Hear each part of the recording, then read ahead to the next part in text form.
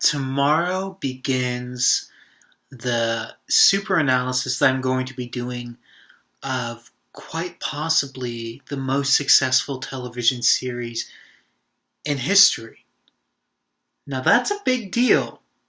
Is it a genre that people are still really attracted to? No, I don't think so. I kind of think the nighttime soap is dead. Does that mean that it is unworthy then of study and analysis for everything that Dallas gave to television? No, absolutely not. It is 100% worthy. I can't even fully define how worthy Dallas is of study and analysis. Everything. Oh gosh, this show gave us one of the biggest things it gave us was character-driven storylines, where the characters created the stories, not necessarily the plots themselves. Before, you kind of had caricatures, just certain personality types, and you just kind of, week to week, had a new adventure. Star Trek, the original series, is a wonderful example of that. Now, those characters are very distinct in their personality, but they hardly ever change. And the stories aren't character-driven. They're more of put the characters and the characteristics that we recognize and establish and connect to in this new situation that might challenge or stretch it. But they didn't let the characters really change over time, which is fine. Star Trek was for a different generation. It was for a different show. But this show, Dallas, oh goodness. Is it the best? We'll have to see. We'll have to see over time if it truly is the best in its genre. But it is undeniable that it was the most influential as well as the most successful. Now, in my Dynasty analysis so far, I've been talking a lot about how it's trying to rip off Dallas in a lot of moments. In the first season, Dallas is just, I don't know.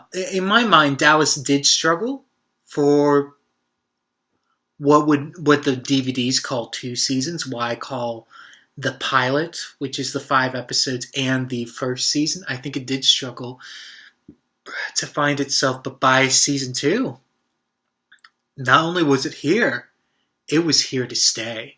And for a very long time, Dallas was must-see TV.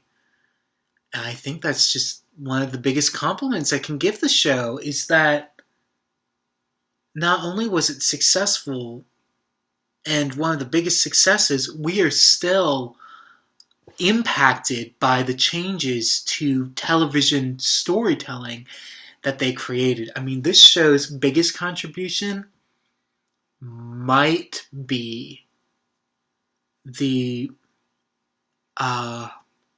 season finale cliffhanger. Up until that point in time, unless someone in the comments might challenge me on this, which is fine, teach me something. But to my knowledge, the television cliffhanger, which is used in every genre of television today, that includes sitcoms and reality shows, it didn't exist before Dallas.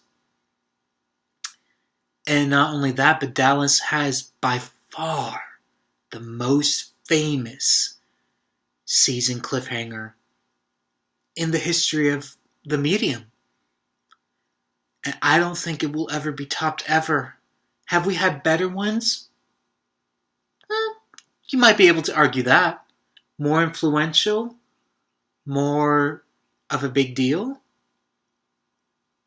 More the way it caught fire? No, never. And I think it's impossible now. We have too many channels. We have too many options. And we binge watch. which totally, in my mind, ruins part of the fun and the effectiveness of a show like Dallas and like Dynasty, is when you binge watch it. These were meant to be serialized. They were meant to be watched once a week, max twice. And just, the serialized format I really respond to. I enjoy it. I like it. And Dallas, let's be honest, is probably the cream of the crop. So anyways, guys, I will be back tomorrow when we watch the stunning premiere episode. Well, is it stunning? We'll have to talk about that tomorrow. Digger's Daughter. It's the first of, I believe, 357 hours of television, which is excluding the TV movies. And yes, there was one TV movie within the initial run, not just the TV movie sequels. Dallas also, we have to make note of, was the only one of these that had a redone series with the original actors. The TNT series. And that, for about a year and a half, was very successful in today's landscape, that is.